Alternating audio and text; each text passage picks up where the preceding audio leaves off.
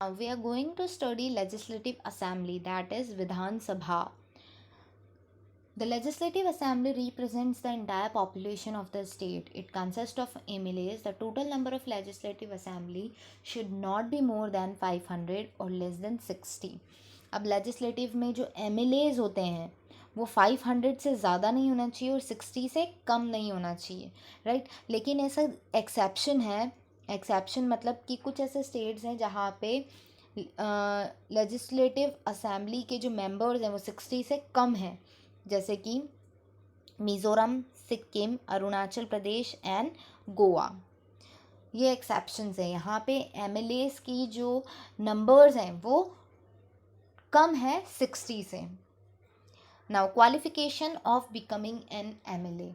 अब कोई पर्सन चाहे कि मुझे MLA बनना है तो उसकी क्वालिफिकेशंस क्या क्या होनी चाहिए, MLA बनने के लिए क्या ज़रूरी है। In order to become a member of a legislative assembly, individual should have the following qualifications. Following qualifications उस पर्सन की होनी चाहिए, जैसे कि they should be a citizen of India, वो इंडिया का सिटीज़न होना चाहिए, कोई फॉरेनर नहीं होना चाहिए, ठीक है। They should not be less than 25 years of age, उनकी एज 25 से ज़्यादा नहीं होनी चाहिए, 25 से कम होनी चाहिए।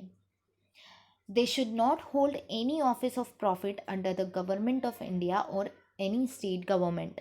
नाउ अब उनका कोई ऐसा ऑफिस नहीं होना चाहिए या ऐसा कोई जॉब नहीं होना चाहिए जिसके थ्रू गवर्नमेंट से उन्हें प्रॉफिट हो रहा हो या स्टेट गवर्नमेंट से वो प्रॉफिट ले रहे हों। ऐसा कोई साइड बिजनेस, जो सब बिजनेस होते हैं वैसा कोई बिजनेस नहीं होना चाहिए। Then they should be sound, they should be of sound mental health. Now वो मेंटली कॉन्शियस पर्सन होना चाहिए, मतलब मेंटल नहीं होना चाहिए, ठीक है। He should be conscious enough to take decisions. So ये क्वालिफिकेशंस होती हैं एक MLA बनने की। टर्म, टर्म मीन्स कि कितने ड्यूरेशन के लिए MLA बना जा सकता है। The term of legislative assembly is 5 year. एक लेजिस्लेटिव असेंबली का अगर कोई मेंबर इलेक्ट हुआ है तो वो 5 ईयर्स के लिए होता है generally. However governor may dissolve the assembly before it completes it's term. लेकिन जो गवर्नर होता है वो उस असेंबली को डिसॉल्व कर सकता है, मतलब ख़त्म कर सकता है उसका टर्म ख़त्म होने के पहले ही। सपोज़ अगर गवर्नमेंट प्रॉपरली वर्क नहीं कर पा रही है और कंटिन्यूस गवर्नमेंट को सफ़र करना पड़ रहा है तो गवर्नर क्या कर सकता है, असेंबली को डिसमिस कर सकता है, डिसॉल्व कर सकता है एनी टाइम, राइट। पर जनरली ये 5 ईयर्स के लिए होता है term. Then officers. The member of legislative assembly elect a speaker and a deputy speaker from among them. अब legislative assembly के जो members होते हैं वो एक स्पीकर और एक डिप्टी स्पीकर को क्या करते हैं, इलेक्ट करते हैं। उन लोगों में से ही एक को इलेक्ट करते हैं। The speaker and the deputy speaker normally hold office as long as house remains. और स्पीकर्स और डिप्टी स्पीकर के पास ये ऑफिस होता है कि या ये बोल सकते हैं कि उन्हें जब तक वो उस पोजीशन को होल्ड कर रहे हैं तब तक वो स्पीकर और डिप्टी स्पीकर अपनी पोजीशन पे रहेंगे। The speaker conducts the proceedings of the assembly. और स्पीकर की ये रिस्पॉन्सिबिलिटी होती है कि जो भी असेंबली में प्रोसीडिंग्स होती हैं, जो भी प्रोसीजर्स होते हैं, जो भी एक्शंस होते हैं, डिस्कशंस होते हैं, वो स्पीकर कंडक्ट करवाता है। इन देयर एब्सेंस, अगर स्पीकर एब्सेंस है, मतलब अगर स्पीकर नहीं है by chance, the deputy speaker who performs the function of the speaker. फिर उसकी एब्सेंस में कौन करेगा, डिप्टी स्पीकर वो फंक्शंस प्ले करेगा। Now powers and functions of legislative assembly. Legislative assembly के पावर्स और फंक्शंस। अब हम पढ़ रहे हैं कि लेजिस्लेटिव असेंबली के क्या क्या पावर्स होते हैं।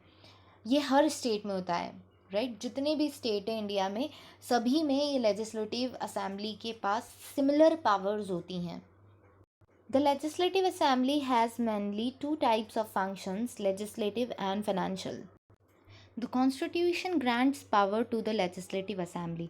नाउ अब ये पावर लेजिस्लेटिव असेंबली को देता कौन है? That is our constitution. हमारा कॉन्स्टिट्यूशन लेजिस्लेटिव असेंबली को पावर प्रोवाइड करता है. So first power that we are going to discuss is legislative power. अब ये लेजिस्लेटिव पावर क्या होता है? The assembly is empowered to make law pertaining to subjects mentioned in the state list and concurrent list of the constitution. now हमारे constitution में दो तरीके की लिस्ट बनी हुई है. पहली state list and second is concurrent list.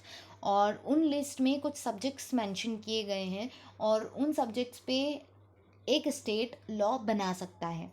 Subjects जैसे कि हो सकता है हेल्थ के रिगार्डिंग बनाए या इलेक्ट्रिसिटी के रिगार्डिंग. तो कुछ ऐसे सब्जेक्ट्स उस लिस्ट में मेंशन किए गए हैं जिसमें लेजिस्लेटिव पावर मतलब कि वो उन पर्टिकुलर सब्जेक्ट्स पे लॉ या रूल बना सकते हैं. एक स्टेट रूल बना सकता है. ठीक है. Next is financial power. The assembly enjoys supreme authority with respect to passing of state budget, money bill, permission of levying taxes and fixing salaries of the member of state legislatures.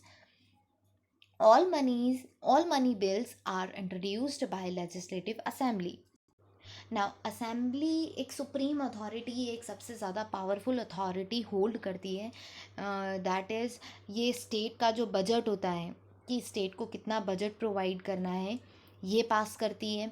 फिर money bills, money के regarding कुछ bills होते हैं. Bills in the sense law बनाने के लिए पहले bill pass किया जाता है. वो फर्दर आप पढ़ेंगे नेक्स्ट बॉक्स में. फिर परमिशन, कौन से टैक्सेस लेवाई करने हैं, इम्पोज करने हैं, इसकी परमिशन भी लेजिस्लेटिव असेंबली लेती है. फिर सैलरीज फिक्स करना, जो मेंबर्स होते हैं स्टेट लेजिस्लेचर में, एमएलएज जो होते हैं उनकी सैलरी फिक्स करना, ये सारे पावर लेजिस्लेटिव असेंबली के पास होते हैं. Then all money bills are introduce by legislative assembly. और जितने भी मनी बिल्स होते हैं वो सब लेजिस्लेटिव असेंबली ही इंट्रोड्यूस करती है. ठीक है. Next is control over council of ministers. अब काउंसिल ऑफ मिनिस्टर्स के ऊपर कंट्रोल, जैसे कुछ स्टेट्स होते हैं जहाँ पे सिर्फ लेजिस्लेटिव असेंबली होती है, लेकिन जहाँ पे लेजिस्लेटिव काउंसिल होती है, काउंसिल में भी मेंबर्स होते हैं, राइट. अब उन काउंसिल्स के ऊपर क्या रखती है? कंट्रोल करती है. लेजिस्लेटिव असेंबली के मेंबर्स लेजिस्लेटिव काउंसिल के लोगों को कंट्रोल करते हैं. The assembly exercise control over council of ministers of the state.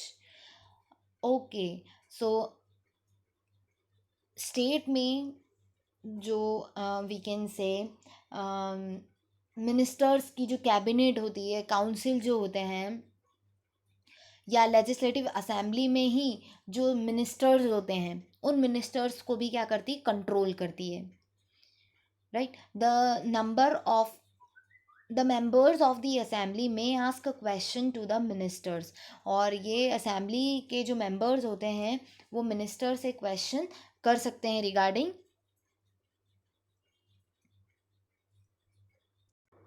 A particular topic.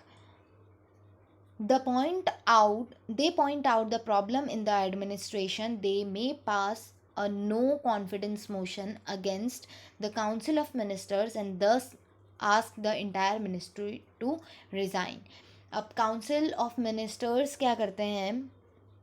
ये एडमिनिस्ट्रेशन मतलब उनके जो एडमिनिस्ट्रेशन का तरीका है, मैनेज करने के तरीका है, उसमें प्रॉब्लम्स पॉइंट आउट कर सकते हैं और ये नो कॉन्फिडेंस मोशन भी पास कर सकते हैं against the council of ministers.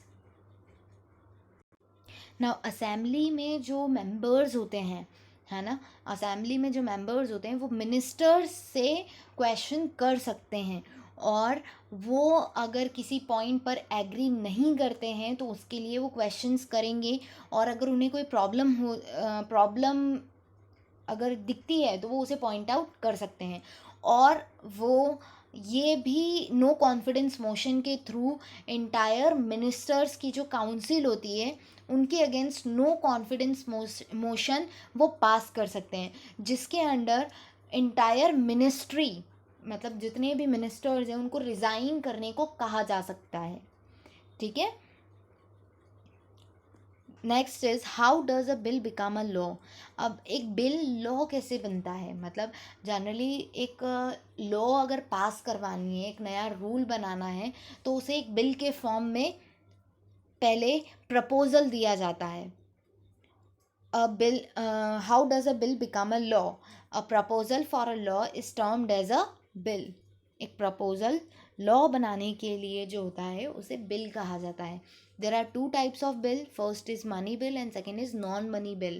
While the money bill can be introduced only by legislative assembly. अब मनी बिल्स जो होते हैं वो लेजिस्लेटिव असेंबली ही इंट्रोड्यूस कर सकती है। The non money bill can be introduced in the either the legislative assembly और legislative council. अब ये जो नॉन मनी बिल है वो लेजिस्लेटिव असेंबली भी कर सकती है और लेजिस्लेटिव काउंसिल भी कर सकती है किसी स्टेट में, अगर उसमें काउंसिल है तो। Once the bill is discussed and approved by the house it is send to the governor. और अगर काउंसिल में सपोज सब लोगों ने उसको अप्रूव कर दिया, पूरे हाउस में पूरे लेजिस्लेचर ने उसे अप्रूव कर दिया, तो फिर वो जो बिल है वो गवर्नर के पास जाता है for the signature. After the governor signature the bill becomes a law. अब गवर्नर के साइन के बाद वो जो बिल है वो लॉ बन जाता है, वो रूल बन जाता है। ठीक है, इस तरीके से एक बिल लॉ बनता है। Then legislative council, Vidhan Parishad, ये हर स्टेट में नहीं होती है, ये कुछ स्टेट्स में होती है। The strength of the legislative council should not be more than 1/3 of the size of the legislative assembly of the state. और ये जो लेजिस्लेटिव काउंसिल है इसकी जो स्ट्रेंथ होती है, नंबर्स ऑफ कैंडिडेट्स या मेंबर्स, सपोज अगर लेजिस्लेटिव असेंबली में 300 मेंबर्स हैं लेजिस्लेटिव असेंबली में, राइट, तो लेजिस्लेटिव काउंसिल में इसके 1/3 मेंबर्स होने चाहिए, मतलब 100। ये सिर्फ एक एग्जाम्पल था। तो लेजिस्लेटिव काउंसिल में कितने मेंबर्स होने चाहिए, लेजिस्लेटिव असेंबली के 1/3। ठीक है, ये एक पर्टिकुलर स्टेट की बात कर रहे हैं। ठीक है, the member of legislative council are representatives of local self governing bodies, teachers and university graduates. Legislative council के जो मेंबर्स होते हैं वो सेल्फ गवर्निंग बॉडीज़ या टीचर्स या यूनिवर्सिटी ग्रेजुएट्स के रिप्रेजेंटेटिव्स हो सकते हैं। 1/3 of its member are elected by state assembly. और इसके जो 1/3 मेंबर्स होते हैं वो स्टेट असेंबली इलेक्ट करती है। सब members are nominated by the governor. अब जैसे मैंने आपको बताया था कि 300 अगर लेजिस्लेटिव असेंबली में है तो उसका 1/3 लेजिस्लेटिव काउंसिल में होना चाहिए, तो 100 मान लेते हैं हम लेजिस्लेटिव काउंसिल में, राइट। तो इसमें से कुछ मेंबर्स को 1/3 मेंबर्स को तो लेजिस्लेटिव असेंबली खुद क्या करेगी, जो स्टेट असेंबली है वो खुद अपॉइंट कर देगी। और इसमें से कुछ मेंबर्स को गवर्नर अपॉइंट करते हैं, जैसे मे बी 20 पर्सनस को गवर्नर ने अपॉइंट किया है, तो टोटल 120 मेंबर्स हो गए legislative council.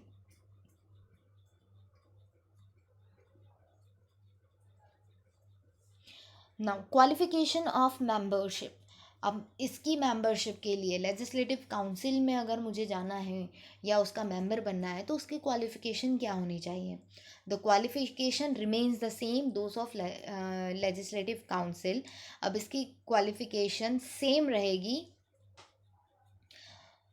those of legislative council, except that to be a member of the council an individual must not be less than 30 years of age।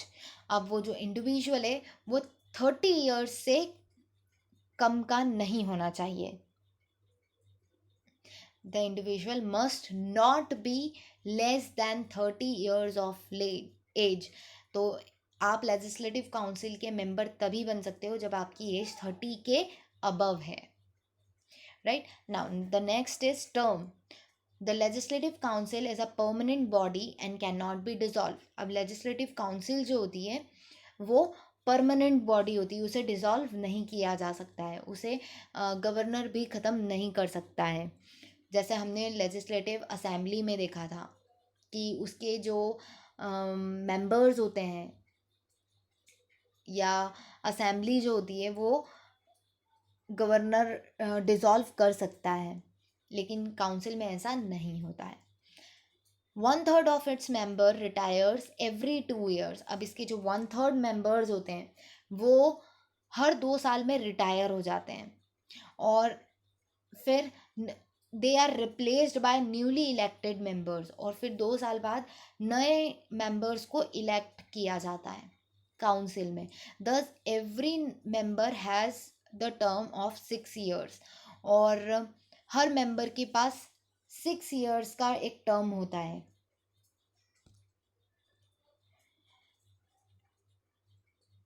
Next is officers. The legislative council elects a chairman, a deputy chairman from among them to resides over the working of council.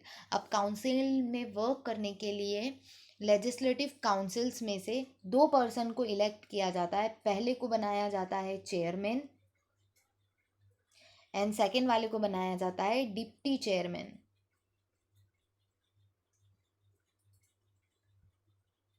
ठीक है। और फिर council का work देखा जाता है। Next is power and function of legislative council. अब legislative council के पावर्स, अब हम क्या देख रहे हैं कि लेजिस्लेटिव काउंसिल का क्या पावर होता है। असेंबली के हम देख चुके हैं, right, legislative, financial and control over council of ministers. लेकिन काउंसिल के क्या होते हैं ये देखेंगे।